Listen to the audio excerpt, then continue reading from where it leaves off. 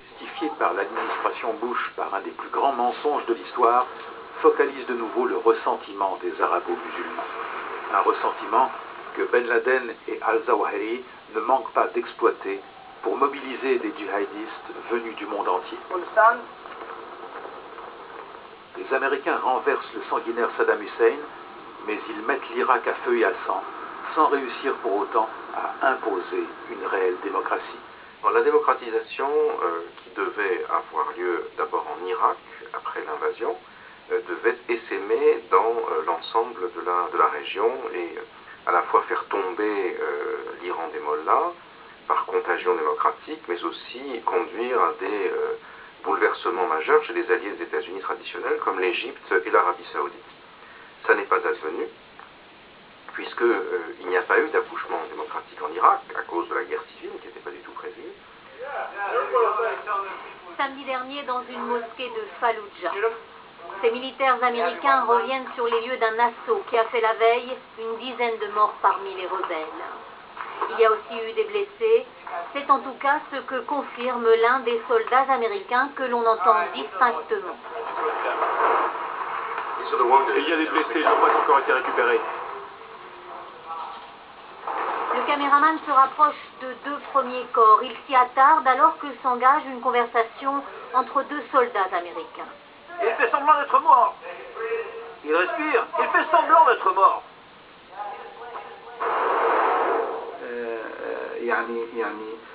Les musulmans se sentent très humiliés par les attaques directes et répétées contre leur religion, où qu'ils se trouvent dans le monde. La guerre que l'Amérique prétend avoir lancée contre le terrorisme islamiste leur apparaît d'une certaine manière comme une guerre totale contre l'islam. Cette politique erronée ne fait que renforcer le radicalisme et l'audience des mouvements islamistes qui prônent la haine de l'Occident.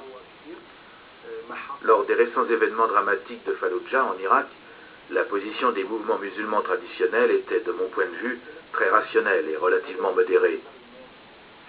L'effet néfaste de ces débordements et de ces provocations finira par étouffer toute voix modérée ou rationnelle au sein de l'islam, comme si l'administration américaine voulait forcer les sociétés musulmanes à s'aligner derrière la politique nihiliste d'Oussama Ben Laden.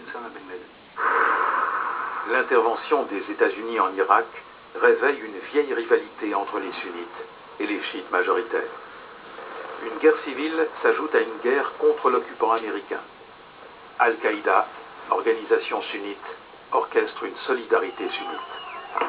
Des milliers de jeunes d'Arabie saoudite, pays sunnites voisins, traversent la frontière pour faire le djihad et répondent ainsi à une fatwa émise par des dignitaires religieux du pays.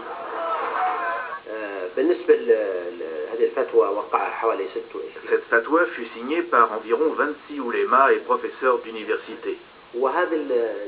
Elle visait deux points essentiels.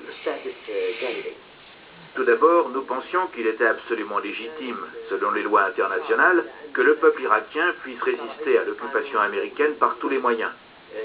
La présence américaine en Irak est une invasion illégale, et les Irakiens ont le droit absolu de lui résister à travers les moyens qu'ils estiment être les plus adéquats et les plus efficaces, que ce soit à travers la désobéissance civile ou même par les moyens militaires qui visent uniquement les militaires et non les civils.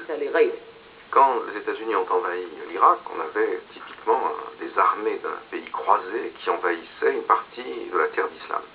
Et Al-Qaïda a vu là sa grande chance de mobiliser à travers le monde et de sortir de son ghetto de groupes terroristes sectaires et d'avoir véritablement un terrain d'expérimentation par excellence.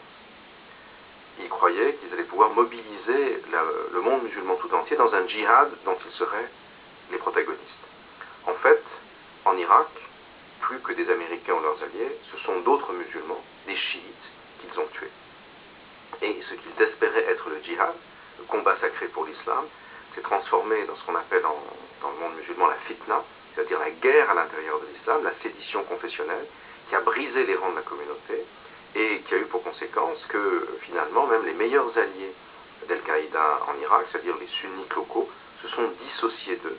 Et pour Al-Qaïda, paradoxalement, l'Irak dont ils attendaient tout, l'invasion de l'Irak dont ils pensaient que ce serait leur grand succès, a été, à mon sens, l'arrêt de mort de l'organisation dans sa capacité à mobiliser les masses.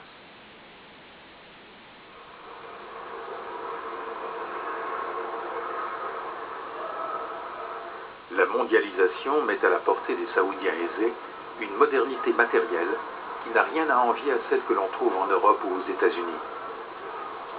Mais dans ce pays contrôlé par les Wahhabites, la globalisation des biens matériels ne va pas de pair avec celle des mœurs ou des idées. L'islam rigoriste subi par les femmes ne tolère aucune contestation.